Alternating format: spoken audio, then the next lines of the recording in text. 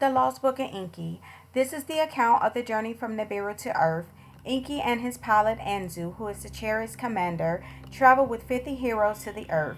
In their space journey, they will pass the asteroid belt and the other planets in our solar system. And how the legend of the fish god who came from the waters was begun. With heavy heart, Ea, the chariot, entered to soar up the command he gave. The commander's seat by Anzu, not by Ea, was occupied. Anzu, not Ea, was the chariot's commander. He who knows the heavens, his name's meaning was. For the task he was especially selected. A prince among the princes he was. Of royal seed his ancestry he counted. The celestial chariot he deftly guided. From the bureau it powerfully soared. Toward the distant sun he it directed. 10 leagues, 100 leagues, the chariot was coursing. 1,000 leagues, the chariot was journeying. Little Gaga came out to greet them. A welcome to the heroes it was extended. To blue-hued Antu, the beautiful enchantress, it showed the way. By her sight, Anzu was attracted. Let us examine her waters, Anzu was saying. Ea, to continue without stopping, gave the word. It is a planet of no return, he forcefully said. Toward the heavenly on, the third in planetary counts, the chariot continued. On his side was online, his host of moons about him were whirling. To test his beams, the presence of water was revealing. A stop if needed to Ea, it was indicating. To continue the journey was Ea saying, toward Anshar, the heaven's foremost prince he was directing. Soon the ensnaring pull of Anshar they could tell. His color rings with fear they admired. Deftly did Anzu the chariots guide it. The crushing dangers he cleverly avoided. The giant Kishar, foremost of firm planets, was next being encountered. Her next pull was overpowering. With great skill did Anzu the chariot's course divert. With fury Kishar at the chariot divine lightnings was thrusting.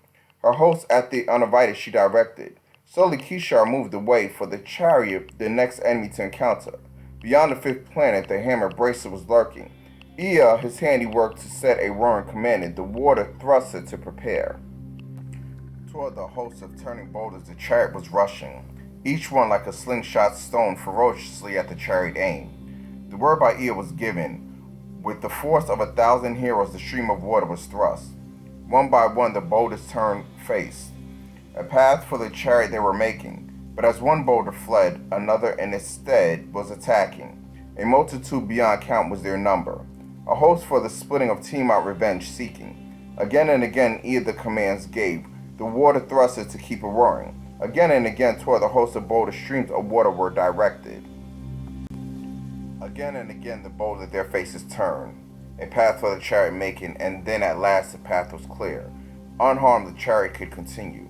A cry of joy the hero sounded. Double was the joy as the sight of the sun was now unveiled. Amidst the elation Anzu the alarm sounded. For the path to have fashioned excessive waters were consumed. Waters to feed the chariot's fiery stone for the remaining journey were not sufficient. In the dark deepness the sixth planet they could see. The sun's rays it was reflecting. There is water on Lamu, Ea was saying. Can you bring the chariot down upon it, Anzu he was asking. Deftly Anzu the chariot toward Lamu directed. Reaching the celestial god, around it he the chariot made circle. The planet's net is not great, its pull is to handle easy, Anzu was saying. A sight to behold was Lamu. Many-hued it was. Snow white was its cap, snow white were its sandals, reddish-hued was its middle. In its midst lakes and rivers were aglitter. Deftly Anzu the chariot made travel slower. By a lakeside it gently came down. Ea and Anzu, their eagles' helmets domed, to the firm ground they stepped down. On command the heroes, that which water sucks extended, the chariots bowed with the lake's waters to fill. While the chariot was getting its fill of waters, Ea and Anzu the whereabouts examined. With tester and sample all the matters they ascertained. The waters were good for drinking, the air was insufficient. All was in the chariot's annual recorded, the need for the detour described. With its vigor replenished, the chariot soared up to benevolent Lamu farewell bidding. Beyond the seventh planet was making its circuit. Earth and its companion, the chariot, were inviting. In the commander's seat, Anzu was without words. Ea too was silent. Ahead was their destination, its gold Nibiru's fate for salvation or doom containing. The The chariot must be slowed, or in the earth's thick atmosphere it shall perish, Anzu to Ea declared. Around Earth's companion, the moon make slowing circles, Eatim suggested. They circled the moon by the vanquishing Nibiru in the celestial battle it prostrate and scarred was lying. Having the chariot thus slowed down toward the seventh planet, Anzu the chariot directed. Once, twice, the Earth's globe he made the chariot circle. Ever closer to the firm land he lowered it. Snow-hued was 2/3 of the planet, dark-hued was its middle. They could see the oceans, they could see the firm lands. For the signal beacon from Alelu they were searching. When ocean touched dry land, where 4 rivers were swallowed by marshes, Alelu's signal was beaconed.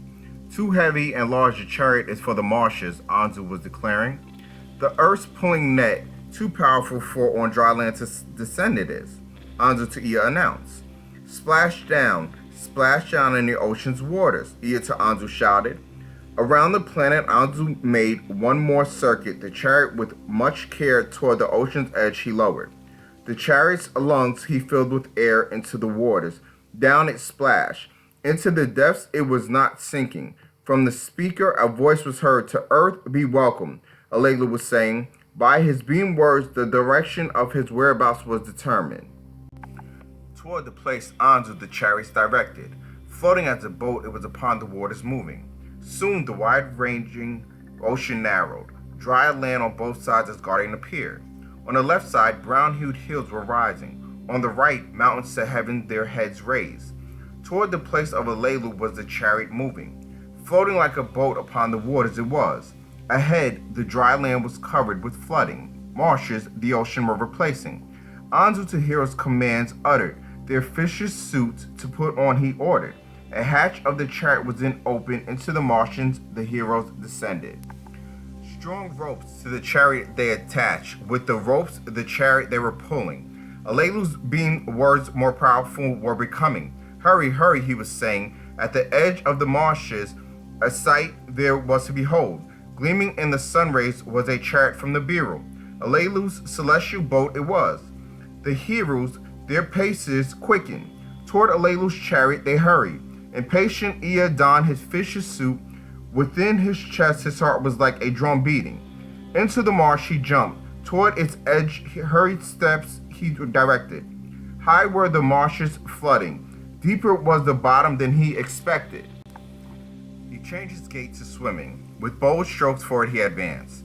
As dry land he was approaching. Green meadows he could see. Then his feet touched firm ground. He stood up and by walking he continued. Ahead he could see Alelu standing, with his hands with vigor waving. Coming out of the waters, ashore Ea stepped. On dark-hued earth he was standing. Alelu toward him came running. His son by marriage he powerfully embraced. Welcome to a different planet, Alelu to Ea said.